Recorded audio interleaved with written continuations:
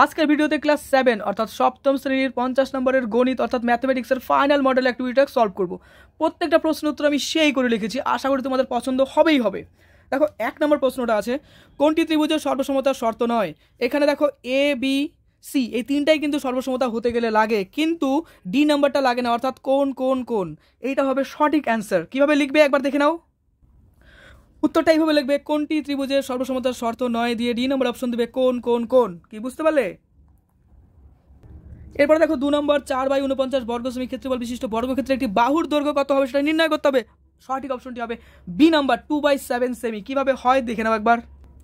এই দেখো বর্গক্ষেত্রের ক্ষেত্রফল কি হয় 4/49, 4 এর কি হয় 4 কি হতে পারে 2 এর স্কয়ার অর্থাৎ 2 গুণ 2, 2 দুগুণে কত 4, 7 7 49, তাহলে 7 উপরে কত লিখতে পারি 2, অর্থাৎ এই আকারে আমরা লিখতে পারি। এবার দেখো বাহু স্কয়ার, ক্ষেত্রফল মানে বর্গক্ষেত্রের ক্ষেত্রফল মানে বাহু স্কয়ার, তাহলে বাহু স্কয়ার মানে কি 2/7 এর স্কয়ার হবে। এবার এই যে উপরে 2 আছে এই যে উপরে 2 আছে, ভ্যানিশ করো, ভ্যানিশ কি হলো, তাহলে বাহু ইকুয়াল টু কি থাকছে 2/7, তাহলে বাহু ইকুয়াল টু কি থাকছে 2/7। একদম সিম্পল হয়েতে বোঝো, তাহলে মানে সঠিক অপশনটি কি হবে বি নাম্বার 2/7 সেমি। কি রাইট অ্যান্সার বুঝতে পারছো?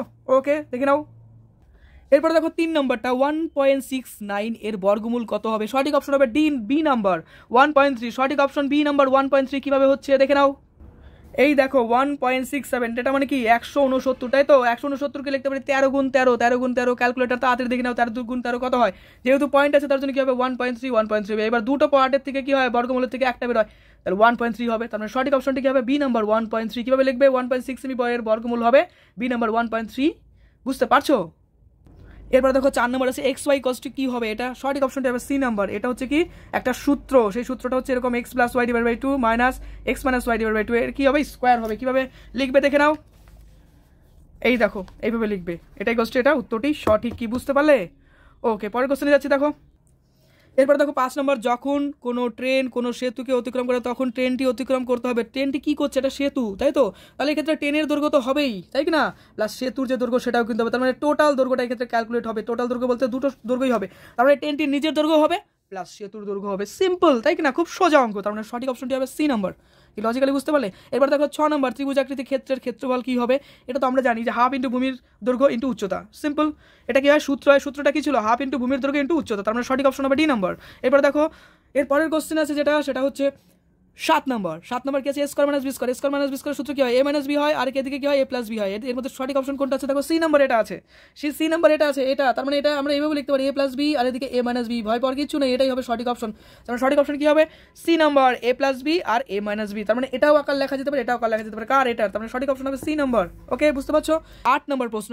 8 নম্বর প্রশ্ন বলছে যে এই যে ছবিটা আছে রাস্তা সহ জমির দৈর্ঘ্য এবং রাস্তা বাদে জমির প্রস্থ কত হবে সেটা আমাদের দেখতে হবে। প্রথমত চিন্তা করো, এটা 20, 20 সাথে 3 যোগ, এদিকে 3 যোগ হবে, এদিকে 3 যোগ হবে, তাহলে কি 3 20 আর 3 কত 23, আর এদিকে 3 যোগ করলে কত হবে 23 আর 3 কত হবে 26। তার মানে রাস্তা সহ জমির দৈর্ঘ্য কত হবে? দেখো 20 + 3 + 3 = 26। এবার লক্ষ্য করে 21 এর থেকে আমরা প্রথমত 3 বিয়োগ করবো, তাই তো 3 বিয়োগ করলে কত হবে 18, 18 থেকে আবার এদিকে 3 বিয়োগ করলে কত হবে বলো 15 হবে। তো সেটাই আমি করলাম। দেখো রাস্তা বাদে জমিটির প্রস্থ 21 - 3 - 3 অর্থাৎ এটা কত হবে 15। তাহলে উত্তরটা কিভাবে লিখবে? এইভাবে লিখবে, দেখে নাও ভালো করে, একদম সিম্পল, একদম সঠিক। তার মানে সঠিক অপশনটা কি হবে ডি নাম্বার 26 মিটার 15 মিটার। ওকে এরপর দেখো 2 নম্বর বলছে সত্য মিথ্যা অর্থাৎ টি আর এফ লিখতে হবে। 1 নম্বরে দেখো x + y এর সূত্র থেকে x - y এর সূত্র কি যাওয়া যেতে পারে? সেই ক্ষেত্রে যদি আমরা y এর পরিবর্তে -y লিখি, অবশ্যই এই যে y টা আছে এখানে যদি মাইনাস করে দিই তাহলে কি হবে x - y হয়ে যাবে, স্কয়ারটা কি হয়ে যাবে x - y হবে যদি আমরা এই -y টা বসাই। তো এটাই তো আমাদের এখানে আছে, তার মানে সঠিক উত্তর, তাই কি না? তাহলে এটা কি হবে সত্য, পাশে লিখতে হবে সত্য, এটা লিখবে, লেখার পরে পাশে কি লিখবে সত্য। Okay clear, easy math. এবার দেখো 2 নম্বর 4 - x x - 4 = 16 - x²। তো এটাকে আমরা লিখতে পারি কিরকম, এইভাবে লিখতে পারি। লেখার পরে কি করবো, এই দেখো 4 × x, তাহলে কি হবে 4x, তারপরে কি হবে x ইন্টু এরপরটা দেখো 4 × x, তাহলে 4x, 4 × 4 অর্থাৎ 4 × 16 লিখলাম। এবার দেখো x × x x² হবে, আর এদিকে কি হবে 4 আর এদিকে x, তাহলে গুণ করলে কত হবে 4 অর্থাৎ মাইনাস মাইনাসে প্লাস 4x হয়ে গেল। তো ক্যালকুলেশন করলে কত হবে 4x আর 4x কি হবে 8x, আর এদিকে 16 আর এদিকে -x²। তাহলে এটা, তাহলে এই পার্টটাই তো আমাদের এখানে আছে। দেখো লক্ষ্য করে দেখো এই পার্টটা আমাদের এখানে আছে নেই, 16 - x² আছে, কিন্তু আমাদের এখানে এক্সট্রা একটা কি আছে বলো তো 8 বলে একটা পার্ট আছে। তার মানে ঘটনাটা কি হবে মিথ্যা, পাশে লিখে দেবে মিথ্যে। এবার দেখো 3 নম্বরটা, এই যে একটা আছে এই ছবিতে কোনোভাবেই কিন্তু এটা পরস্পরের অনুরূপ কোণ হচ্ছে না, কারণ এটার সাথে এটা অনুরূপ কোণ হচ্ছে না। এই সিস্টেমটা এরকম হলেও হতো, কিন্তু এটার সাথে এটা কখনো হচ্ছে না, তার জন্য এটা কি হবে মিথ্যা, পাশে লিখে দেবে মিথ্যে। 4 নম্বরটা দেখো, 4 নম্বরে সুন্দর একটা ছবি দেওয়া আছে, ছবিটাকে কি বলা হচ্ছে বিষমবাহু ত্রিভুজের মধ্যে ফেলা হচ্ছে। তো এক্ষেত্রে বলা হচ্ছে যে এই যে দেখো এডিটা কি হচ্ছে যে উচ্চতা, এডিটা যদি উচ্চতা হয় তাহলে এডিটা কি ত্রিভুজের মধ্যমা হবে অবশ্যই, এক্ষেত্রে না হবে না, কারণ এটা তো মিডিল বরাবর যায়নি, কারণ বিডি আর ডিসি কিন্তু ইকুয়াল না। চিন্তা করো বিডি আর ডিসি এটা কিন্তু ইকুয়াল না, তার মানে কি এটা হচ্ছে সত্য, সত্য হচ্ছে না, তাহলে এটা কি হবে মিথ্যা, পাশে লিখে দেবে মিথ্যে। 5 নম্বরে দেখো দুটি স্তম্ভ চিত্রকে পাশাপাশি এঁকে দুটি তত্ত্ব সহজে তুলনা করার জন্য যে চিত্র আঁকা করা হয় তাকেই বলা হয় স্তম্ভ চিত্র। একদম ঠিক, স্তম্ভ চিত্রের সংখ্যাটা তার মানে পাশে লিখে দেবো সত্য। 6 নম্বর দেখো প্রথম ট্রেনের গতিবেগ x কিমি পার ঘন্টা, দ্বিতীয় ট্রেনের গতিবেগ y কিমি পার ঘন্টা, ট্রেন দুটি পরস্পর বিপরীত, মানে এই দিকে যাচ্ছে, এই দিকে একটা এইদিকে যাচ্ছে, একটা এইদিকে যাচ্ছে, তার মানে কি এটা প্লাস এটা, এটা প্লাস এটা দুটোই কিন্তু কাউন্ট হবে এই গতিটা, তার মানে এরকম যাচ্ছে x একটা এইদিকে যাচ্ছে, একটা এইদিকে যাচ্ছে, তার মানে x প্লাস y হবে, কিন্তু এখানে আছে কি x মাইনাস y, তাহলে কি হবে অবশ্যই মিথ্যা হবে, তাহলে পাশে লিখে দেবে মিথ্যে। এবার দেখো 7 নম্বরটা, এই যে চিত্রটা আছে 1 আর 2 ক্লিয়ার ভালোভাবে বোঝার চেষ্টা করো। জোরকে একান্তর কোণ, অবশ্যই কোনোদিনও একান্তর কোণ হতে পারে না, কারণ এটা সমান্তরাল রেখাই না, তারপরে এটা কোনোদিন একান্তর কোণ হতেই পারে না, কারণ সমান্তরাল রেখাই না, তার জন্য এটা হবে কি মিথ্যা, পাশে লিখে দেবে মিথ্যে। 8 নম্বর দেখো বলছে যে x এর যে কোনো মানের জন্য এই যে পার্টটা আছে এটা ইকুয়াল টু এটা হবে, এটা ক্যালকুলেশন করে দেখো, ক্যালকুলেশন করলে এরকম আসবে, তো এই পার্টটা সমান এটা আসছে, তো অবশ্যই বলতে পারি এটা সত্য। এবার দেখো 3 নম্বর বলছে গণিতের ভাষায় সমস্যাটি হলো এটা একদম সিম্পল ভাবে করবো, কারণ 2 নম্বর আছে। প্রথমত এইভাবে আমি কোশ্চেনটা টুকে নিলাম, তোমরা টুকতে পারো। তারপর দেখো সময় ও দূরত্বের মধ্যে সম্পর্কটি কী হবে, সমানুপাতি, এক্ষেত্রে কিন্তু বলে দেওয়া আছে সমানুপাতিক, তাহলে আমরা লিখতে পারি 1:25 সমান লিখবো কি 150:x। এবার এই ইস্টু মানে কি, অনুপাত মানে কি, এটা ডিভাইড বাই এটা আর এটা ডিভাইড বাই এটা হবে। এইবার তুমি চিন্তা করো এই যে পার্টটা আছে যেহেতু বলছে যে সমানুপাতি, তাই কি হবে এই পার্টের সাথে এটা গুণ, আর এটা কি হবে এদিকে চলে আসবে, তাহলে x হবে, তাহলে এটা কাউন্টিং করলে কত হচ্ছে 3750 মিটার, তার মানে নির্ণীয় x এর মান কত হবে 3750 মিটার। কি বুঝতে পারলে, এটাই সঠিক অ্যান্সার। এরপরে দেখো পরের কোশ্চেনটা, তালিকার সাহায্যে একটি দ্বিস্তম্ভ লেখচিত্র অঙ্কন করতে বলা হচ্ছে, পড়ার বই আর এদিকে গল্পের বই, এদিকে সাল দেখো আছে 2009 2010 আর এই যে ডিজিটগুলো দেখো। এবার সুন্দর করে অ্যান্সারটা দেখে নাও। এই দেখো 3-এর 2 নম্বরটা এইভাবে হবে, এদিকে 200 400 600 এইভাবে বাড়তে বাড়তে 1800 পর্যন্ত হবে, আর এদিকে দেখো এটা একটা আর এটা একটা, এদিকে দেখো এটা একটা সাইন, এটা 2009-এর ডিজিট, এটা 2010-এর ডিজিট। কি বুঝতে পারলে, তাহলে অ্যান্সারটা ভালো করে লক্ষ্য করো। ওকে, দেখে নিলে, দরকার পড়লে স্ক্রিনশট নিয়ে নাও, ভালো করে বোঝো। ওকে, এবার দেখো 3 নম্বরটা একদম সিম্পল একটা অঙ্ক, একদম সোজা একটা অঙ্ক। দেখো m+1/m = -5 p হলে পারে দেখাও যে এই যে পার্টটা, এই পার্টটা ইকুয়াল টু এটা হতে হবে। আমাদের LHS আর HS দুটোই করতে হবে। এবার চলো সুন্দর করে অ্যান্সারটা দেখে নাও। দেখো LHS ইকুয়াল টু এটা আমরা লিখতে পারি। এবার এই যে পার্টটা আছে এই পার্টটাকে আমরা সুন্দর করে লিখতে পারি, কি লিখবে দেখো, এটা একটা সূত্রের মধ্যে যাবে m+1/m² - 2.m.1/m। এবার এটা কি কেটে যাবে, তাই কি না, আর এই যে m+1/m আছে এর মান কত আছে -p, তাহলে এখানে কি লিখবো -p, এর উপরে কি লিখবো স্কোয়ার, এদিকে কি আসবে 2 আসবে, কারণ কাটাকাটি করে এখানে তো 1 আসবে, 1 লিখলে কি না লিখলে কি, তাহলে কি হচ্ছে দেখো -p এর স্কোয়ার করলে কি হবে, মাইনাসটা ভ্যানিশ হয়ে যাবে, তাহলে p² - 2 হবে। এইবার চিন্তা করো, তাহলে আমরা কি লিখবো LHS = RHS, এখানে লিখবো p² - 2, এই যে এভাবে লিখবো, লিখলে পাশে লিখবো প্রুফ, বা তুমি বাংলায় লিখতে পারো প্রমাণিত। এবার দেখো খুব সোজা একটা অঙ্ক, √2, অর্থাৎ 4 নম্বরটা √2 এর দশমিক স্থান কি বলছে পর্যন্ত দুই দশমিক স্থান পর্যন্ত আসন্ন মানে নির্ণয় করতে হবে, অর্থাৎ ভাগ করলে পারে সেটা 2 দশমিক স্থান পর্যন্ত আসতে হবে। এবার অ্যান্সারটা দেখে নাও, খুব সোজা একটা অঙ্ক, বলার কিছু নাই, ভাগ সবাই খুব ভালো করতে। এবার দেখো এই যে পার্টটা, এই যে 2 আমরা এতগুলো শূন্য নিয়ে নেবো, নেওয়ার পরে প্রথমে 1 দিয়ে দেবো, 1 থাকবে, তারপরে দেখো এই যে বিয়োগ করলে 1 আসবে, এই দুটো শূন্য নেবো, এইভাবে আসবে 24 আসবে, এখানে 96 24 বলতে এর ডাবল কত 2, আর এদিকে কত আসবে 4 দিয়ে গুণ করলে দেখো এটা 24কে 4 দিয়ে গুণ করলে 96 হচ্ছে, বিয়োগ করলে এখান থেকে কত আসবে 4, এখান থেকে আবার দুটো শূন্য নেবো, সিমিলার হতে এইভাবে করতে থাকবো। দেখো এইভাবে করতে লাস্টে এই ডিজিটটা আমরা আসলাম। কতগুলো ডিজিট আমাদেরকে কতগুলো ডিজিট বলছে যে 2 দশমিক পর্যন্ত, আমরা এখানে 3টা নিলাম, তো আমাদের এই দুটো নিলেই হতো, কিন্তু আমি একটু বেশি নিয়ে নিলাম ক্যালকুলেশনের সুবিধার্থে তোমাদের বোঝানোর জন্য। দেখো √2 এর 2 দশমিক স্থান পর্যন্ত আসন্ন মান হবে 1.41, দুটো স্থান বলছে তার জন্য দশমিক পরে দুটো স্থানই আমি দিলাম। ওকে, বুঝতে পারছো, খুব সিম্পল অঙ্ক, খুব সোজা অঙ্ক। দেখো এবার দেখো 5 নম্বর বলছে ত্রিভুজের সর্বসমতার শর্তগুলি লেখো। এবার অ্যান্সারটা দেখো, ত্রিভুজের সর্বসমতার শর্তগুলি হলো এই যে এই 4টে 5টা কন্ডিশন থাকতে হবে। প্রথমত বাহু, একে বলে কি এস মানে সাইড, ইংলিশে বলে বাহুকে সাইড, তার মানে 3টে এস হতে হবে। বাহু কোণ, তার মানে বাহুকে বলছে সাইড, একে বলছে অ্যাঙ্গেল, তার জন্য কি লিখলাম এস। তারপরে দেখো কোণ বাহু কোণ এস, তারপরে কি আছে কোণ বাহু অর্থাৎ এস, তারপর লাস্টের দিকে দেখো বলা হচ্ছে কি সমকোণ অতিভুজ বাহু অর্থাৎ RHS। কি ক্লিয়ার হলো, বুঝতে পারলে? এরপর অঙ্কটা আরও সোজা, দেখো x+y = 5 এবং x - y = 1 হলে এবারে এই যে মানটা আছে অর্থাৎ এই যে ব্যাপারটা আছে এটার আমাদের মান বের করতে হবে। খুব সিম্পল হতে করবো। দেখো প্রথমত আমি এটা লিখলাম 6 নম্বর প্রশ্ন দিয়ে লিখলাম এটা কষ্ট এটা। এবার এই যে এটা সূত্র ছিল, এই সূত্রতে ফেললাম, ফেলার পরে এই যে মানগুলো দেওয়া আছে অর্থাৎ 5/2, কেন এই যে x + y এর মান কত আছে 5 বসালাম, আর এখানে কি সূত্রতে 2 আছে 2 বসালাম, এর স্কয়ার করলাম। সিমিলার ওয়েতে দেখো এটার মান কত আছে 1, এখানে বসালাম 1/2 হলো, স্কয়ার করলাম, তাহলে কি 5 5 25 লিখলাম, 2 2 4 লিখলাম, আর এদিকে কি 1/4 লিখলাম। এবার দেখো লসাগু করলে কি হবে, নিচে আসবে 4, 25 - 1 হবে, এই যে 25 - 1 25 - 1 করলাম, তাহলে কত হবে 24 কে 4 দিয়ে কাটাকাটি করলে কত আসবে 6, অর্থাৎ x y হবে 6। সিম্পল।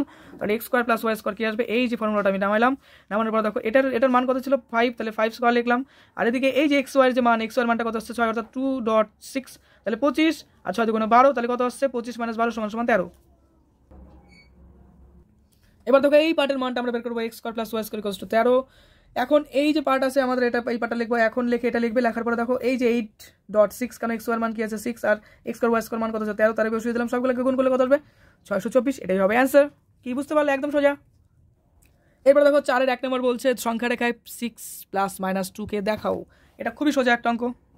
4-এর 1 নম্বর সংখ্যা রেখা এভাবে লিখবে, তারপরে এইভাবে দেখো ছবিটা দেখো, খুবই সোজা। এটা হচ্ছে 0 0 পরে 1 2 3 4 5 6 করে এরকম 10 পর্যন্ত গেলাম, আর এদিকে কি -1 -2 -3 -4 এভাবে এদিকে গেলাম। প্রথমত কি বলছে যে 6 ঘর যেতে হবে, অর্থাৎ 0 থেকে এদিকে 6 ঘর গেলাম, তারপরে বলছে যে -2 ঘর যেতে হবে, তাহলে কি হবে 6 থেকে আবার এদিকে -2 ঘর গেলাম। তাহলে চিন্তা করো এই দুটা যদি বাদ দিই 6 থেকে, তাহলে কত পর্যন্ত থাকছে, এই যে রেখাটা কত পর্যন্ত আসছে, ভালো করে লক্ষ্য করো, এটা কত আসছে 4 পর্যন্ত। তার মানে আমাদের সঠিক অ্যান্সার কত হবে 4। এদিকে দেখো 6 + -2, এমনিতেই 6 থেকে 2 বিয়োগ করলে কত হয় 4ই তো হয়, তাই কি না? তাহলে সঠিক অপশনটি হবে 4, অর্থাৎ সঠিক অ্যান্সার 4। ওকে, কমপ্লিট। এবার দেখো 2 নম্বর, প্রথম বীজগণিতের সংখ্যামালাকে দ্বিতীয় বীজগণিতের সংখ্যামালা দিয়ে ভাগ করলে ভাগফল নির্ণয় করো। এটাই কষ্ট, এটা আরও সোজা একটা অঙ্ক, দেখলেই বুঝতে পারবে। 4-এর 2 নম্বর এইভাবে লিখবে, দেখো লিখলাম আমি, ডিভাইডেড বাই ভাগ বলতে এই পার্টটা নিচে চলে আসবে, নিচে দিলাম। এবার দেখো এই চিন্তা করে দেখো এই পার্টটা কি হবে, এর নিচে আসবে কি হবে, দেখো a - b ডিভাইড বাই যদি c হয় তাহলে কি হবে a/c হবে, আর কি হবে -b/c হবে। এটা তো সিম্পল, তো এটাই আমরা করবো এখানে।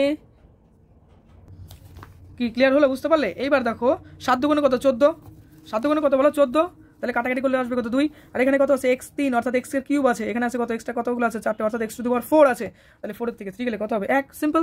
এদিকে দেখো 6টা y আছে, এদিকে কত আছে 4টে, তাহলে বিয়োগ করলে কত হয়, অবশ্যই 2টো আসে, তাহলে এখানে লিখলাম a2 - 2xy², আর এটা দেখো 3 4 21, অর্থাৎ 3 আসবে, এদিকে দেখো x³ ভ্যানিশ, আর এদিকে y⁵ থেকে যদি y⁴ যায় তাহলে কত হবে, একটা সিম্পল y আসবে, সেটাই লিখলাম।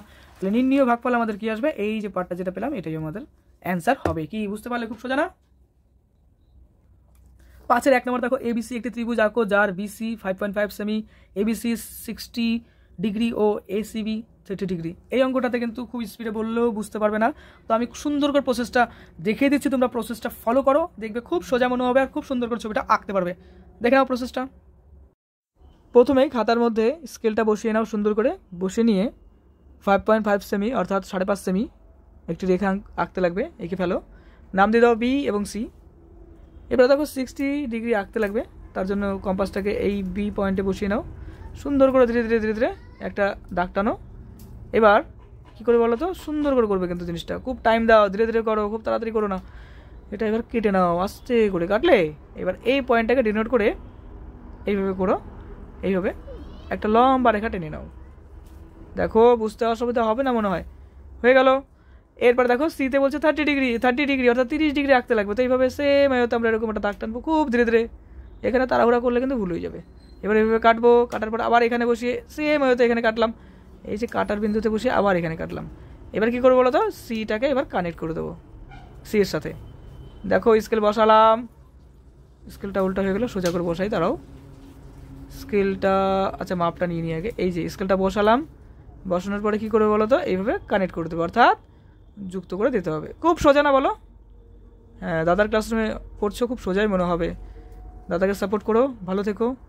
এবার দেখো এবার 60 ডিগ্রি 30 ডিগ্রি লিখে দিলাম, এবার 5.5 সেমি সেটাও ডিনোট করে দেবো যে কোনটা 5.5 সেমি, আর এই বিন্দুটার নাম দিয়ে দিলাম এই। কমপ্লিট, বুঝতে পারলে? এবার এটা লিখতে লাগে, লিখে দিলে খুব ভালো হয়। ABC একটি ত্রিভুজ, ওকে, যার ক্ষেত্রে কি বলছে যে BC যে বাহুটা আছে সেটা হচ্ছে 5.5 সেমি, আর আরেকটা কী আসতে পারে ABC না, ABC কত আসতে পারে যেন 60 ডিগ্রি, এটা কোশ্চেনে দেওয়া আছে, এটা বাড়তি লিখে দেওয়া, তোমার অ্যান্সার শিটটা খুব ভালো হবে, আমি তো বলবো লিখে দাও। এবার দেখো পরেরটা আছে কি ACBটা কত হবে 30 ডিগ্রি। তো কমপ্লিট হলো, বুঝতে পারলে? ওকে, খুব সোজা ছিল না? 5-এর 2 নম্বর দেখো বলছে করিম চাচার আয়তক্ষেত্রাকার জমির দৈর্ঘ্য প্রস্থের 2 গুণ এবং এই জমির ক্ষেত্রফল 578 বর্গমিটার। করিম চাচার জমিটির দৈর্ঘ্য প্রস্থ ও পরিসীমা নির্ণয় করতে হবে। এটাও খুব সোজা একটা অঙ্ক, দেখে নাও।